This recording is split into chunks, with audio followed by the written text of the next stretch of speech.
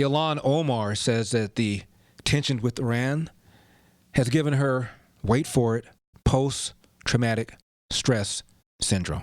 Thank you, Ro.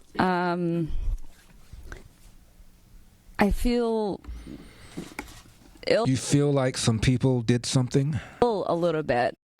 Because of everything that is taking place, and I think every time I hear about conversations around war, I find myself being stricken with PTSD, and I find peace knowing that I serve with great advocates for peace and people who have shown courage against war.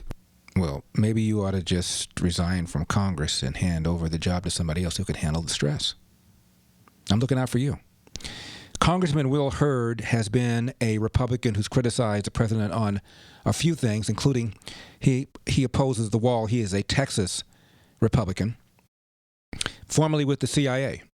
What does he think about whether or not the attack against Soleimani was to ward off an imminent threat against Americans? Here's what he said. I do. You had some very sophisticated consumers of intelligence that talked about how credible this information was. There was a level of specificity. But I could go even further beyond this immediate threat. Qasem Soleimani has been a threat and an acute threat to the United States for a very long time. And taking him off the battlefield has had a significant impact. It showed the Iranian regime that there's going to be consequences to their reign of terror, and making sure that I know today the replacement for Soleimani is looking over his shoulder. Other Iranian generals are double checking and thinking again about the decisions that they can ultimately make. And we have to remember that these Iranian generals are not interested in becoming martyrs. They want to live long lives, and I'm sure this has given them pause about leaving Tehran or the safety of Iran. I have a question for Ms. Ilhan Omar. What about the PTSD amid the men and women service personnel who, as President Trump said, are walking around with no legs, no arms? How about their PTSD? Thank you, Ro. I